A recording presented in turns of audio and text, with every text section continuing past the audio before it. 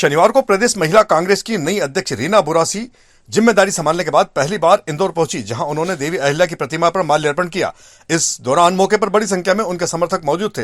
इस दौरान मीडिया से चर्चा करते हुए रीना बोरासी ने कहा कि महिलाएं आज रोजमर्रा की दिक्कतों से जूझ रही है। महंगाई, सुरक्षा और रोजगार जैसे मुद्दों पर सरकार ने कोई ठोस जवाब नहीं दिया है। उन्होंने आरोप लगाया कि एसआईआर जैसे निर्णयों के नाम पर भी महिलाओं को परेशान किया जा रहा है।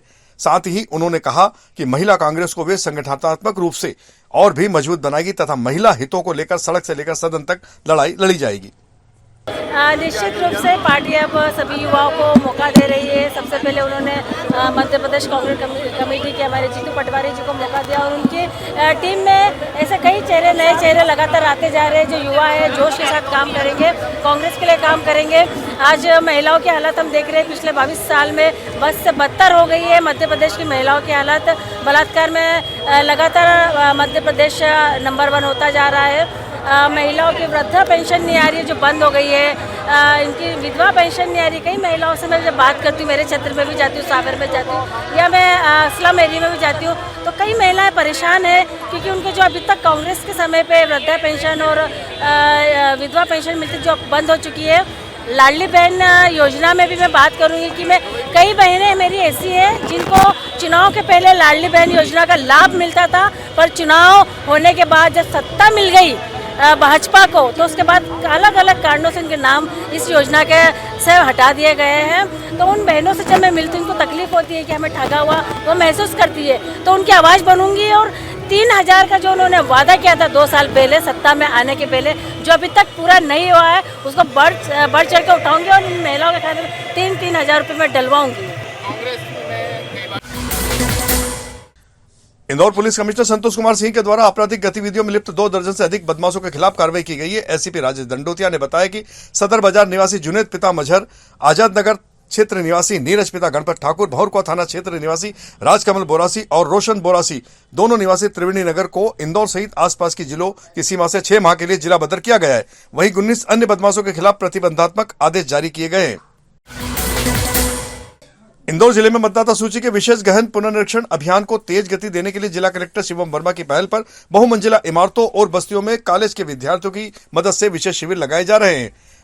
शनिवार को कलेक्टर शिवम वर्मा ने एमजी रोड स्थित शिवो होम रेसिडेंसी में शिविर का निरीक्षण कर रहवासियों से चर्चा की। साथ ही उन्होंने पुनर्निरीक्षण कार्य में लगे विद्यार्थियों का उत्साहवर्धन भी किया। देखिए, जो माननीय निर्वाचन आयोग के निर्देशों के क्रम में आज जो एसआईआर की प्रक्रिया पूरे जिले में चल रही है, हम कोशिश कर रहे हैं कि जो वीकेंड का दिन है, सैटरडे संडे, चूँकि इस दिन सभी जो रेजिडेंशियल सोसाइटीज अपार्टमेंट्स होते हैं वहाँ सभी निवासीगण हमको सुलभता से मिल जाते हैं। तो ये 2 दिन का विशेष अभियान हम लोगों ने चलाया है। इसमें हम सभी रेजिडेंशियल सोसाइटीज़ में हम कैंप्स कर रहे हैं और 100% वहाँ एसआईआर का फॉर्म डिस्ट्राइज हो जाए इसका प्रयास कर रहे हैं। तो आज इसीलिए हम लोग शिवम रेजिडेंसी अपार्टमेंट्स में आए हैं, यहाँ भी ये कार्य कर रहे हैं। और हम लोगों ने एक नवाचार और करते हुए कि हम किस प्रकार अपने युवा शक्ति को इस पूरे अभियान में जोड़ सकें, इसके लिए एक पहल की गई है कि जो कॉलेज के युवा छात्र छात्राएँ हैं उनको भी हम लोग इसका पार्ट बनाएं। वो लोग खुद जाके इन सोसाइटीज़ में जाके फॉर्म्स को डिजिटाइज करें, वो पूरी निर्वाचन प्रक्रिया को समझे और चूंकि वो भविष्य के वोटर हैं, हमारे देश का भविष्य है, तो उनको भी एक अच्छा एक्सपोजर इस पूरे अभियान से मिलेगा, उनकी भी पर्सनैलिटी बिल्ड होगी। इंदौर के रजत नगर थाना क्षेत्र के कुंदन नगर में रहने वाले एक 5 वर्षीय लॉकडाउन नाम के बच्चे की हौज में डूबने से मौत हो गई। पुलिस ने मर्ग कायम कर जांच शुरू कर दी है। कुंदन नगर में रहने वाला 5 साल का यह बालक, जिसका नाम लॉकडाउन बताया जा रहा है, अपने दोस्तों के साथ निर्माणाधीन मकान के पास खेलते समय अचानक पानी से भरे हौज में गिर गया था। पुलिस ने बताया कि लॉकडाउन में बच्चा पैदा हुआ था तो माता पिता ने उसका नाम लॉकडाउन रख दिया था। एक बच्चा 5 वर्ष का जिसका नाम लॉकडाउन था, पिता मिथुन भील, और ये बच्चा लोगों के साथ खेल रहा था। कुंदन नगर की यह घटना है और इसमें राजनगर थाना क्षेत्र के अंतर्गत तो एक अदबना एक मकान है, वहाँ पर एक हौदी है। हौदी जो गड्ढा था उससे पानी भरा हुआ था और खेलते खेलते अचानक वो उसमें गिर गया तो उसकी मौत हो गई। फिलहाल ये दर्दनाक घटना पर इसे थाना राजनगर के द्वारा मर्ग कायम कर लिया गया है, जांच की जा रही है। और ये चूँकि लॉकडाउन के समय पैदा हुआ था, इसके परिवार ने प्यार से इसका नाम लॉकडाउन रखा था, लेकिन ये काफ़ी दर्दनाक घटना हुई है और इसमें मर्ग कायम किया जाकर राजनगर पुलिस के द्वारा कार्रवाई की जा रही है। पश्चिम रेलवे रतलाम मंडल में ओंकारेश्वर के निकट 20 किलोमीटर दूर खंडवा जिले के निमारखेड़ी रेलवे स्टेशन के पास शुक्रवार सुबह एक बड़ा हादसा टल गया। झारखंड ग्रिड से एनटीपीसी बेड़िया सेलदास सुपर पावर प्लांट के लिए कोयला भरकर जा रही मालगाड़ी वैगन में अचानक आग लग गई। स्टेशन मास्टर ने मालगाड़ी को स्टेशन से थोड़ा दूर खड़ा कराया ताकि सड़क मार्ग से फायर की गाड़ियां आने में दिक्कत ना हो। इस दौरान फायर की गाड़ी भी पहुंच गई और बड़ी मशक्कत के बाद आग पर पूरी तरह से काबू पा लिया गया। क्या है? देखिए, एक गुड्स ट्रेन जो कि नीमारखेड़ी के आसपास आ रही थी, उसमें कोयला था। उसमें क्या है कि एक जो वैगन में स्मोक नजर आया। तुरंत स्टेशन मास्टर ने उसको फाइंड आउट किया और सूचित किया। इसके तुरंत बाद में ये घटना तकरीबन 11:25 की है और एक डेढ़ घंटे बाद में फायर ब्रिगेड बुला के और ये फाइंड आउट करा दिया इसको और ट्रेन को चला दिया। सर, ये ट्रेन कहाँ जा रही थी, कहाँ से आ रही थी? देखिए, ये कहीं झारखंड के एरिया से निकल के आ रही थी। ये हमारे यहाँ पे एक प्लांट है ओंकारेश्वर के पास में, एनटीपीसी प्लांट। यहाँ पे ये कोयला आ रहा था, तो यही नीमारखेड़ी के आसपास ये बात है। तो बात करें तो स्टेशन मास्टर की सूझबूझ से बड़ा हादसा टला है। और डेफिनेटली, क्योंकि एक कोच में ही एक जो वैगन है उसमें ही स्मोक उन्होंने फाइंड आउट किया, तो बहुत तुरंत उससे उसने सूचित किया और मौके वारदात तुरंत ही फिर फायर ब्रिगेड बुला के और उसको सॉर्ट आउट कर दिया। इंदौर नगर निगम के नेता प्रतिपक्ष चिंटू चोकसे ने शनिवार को मीडिया से चर्चा में मेट्रो प्रोजेक्ट पर तीखा हमला बोला। उन्होंने कहा कि इंदौर की मेट्रो रेल योजना शुरू से ही अव्यवस्थित, अधूरी और बिना दूरदर्शिता वाली सोच का एक घातक परिणाम है। 12,000 करोड़ रुपए की लागत वाली यह परियोजना शहर की वास्तविक जरूरतों के अनुरूप नहीं है। हैरानी की बात यह है कि प्रदेश के नगरीय प्रशासन मंत्री खुद साइट पर पहुंचे, तब जाकर उन्हें पता चला कि जिन स्टेशनों का निर्माण किया जा रहा है वहां पार्किंग की प्लानिंग ही नहीं की गई है। पूरे प्रोजेक्ट में शहर की ट्रैफिक जरूरतें साइड कर दी गई और कंसल्टेंट ने भ्रष्टाचार आधारित प्लानिंग तैयार की है।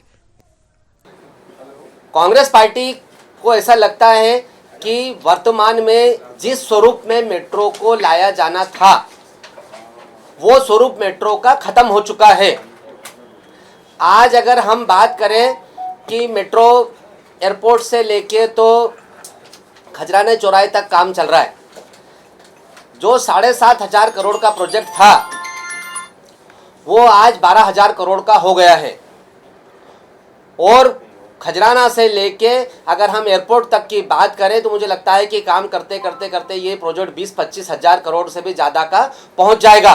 इंदौर शहर की जनता की गाड़ी कमाई का मेहनत का पैसा, गाड़ी कमाई का पैसा भारतीय जनता पार्टी के लोग इस तरह से लुटा रहे हैं, एक चीज़। दूसरी चीज़, इंदौर शहर अगर 12,000 करोड़ की बात करो और एक ब्रिज को बनाने में अगर 15 से 20 करोड़ रुपए भी खर्च होते हैं, तो लगभग शहर में हम 600 और ब्रिजेस, पुल पुलियाओं का निर्माण कर सकते हैं, कम से कम 600।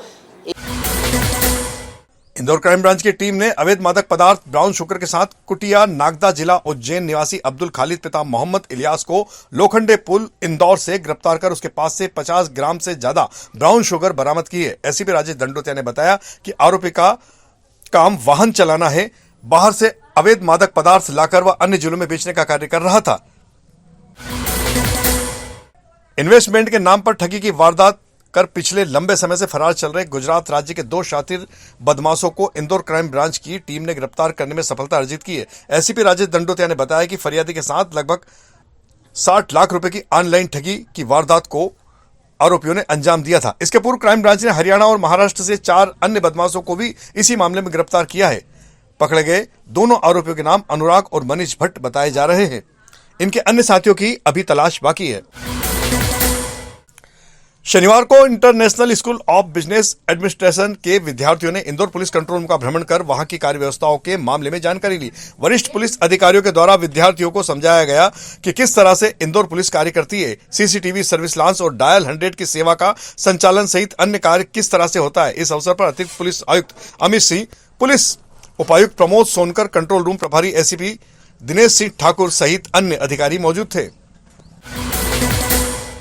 इंदौर निगम कमिश्नर दिलीप कुमार यादव के द्वारा इंदौर विकास प्राधिकरण के सीईओ डॉक्टर परीक्षित झाड़े के साथ स्क्रीन नंबर 36 का निरीक्षण कर वहां की व्यवस्थाओं का जायजा लिया। यहां के ज्यादातर प्लाटों पर लोग कचरा फेंक रहे थे, वहां पर सभी प्लाटों पर बाउंड्री वॉल करने के निर्देश जारी किए गए। इसके साथ ही इंदौर विकास प्राधिकरण द्वारा निर्माणाधीन AMR 11 मार्ग पर आयुक्त पहुंचे। यहां AMR 11 बाईपास AB रोड तक रोड निर्माण कार्य किया जा रहा है तथा सीवरेज नेटवर्क डालने के लिए भी कार्य करने के निर्देश जारी किए गए हैं।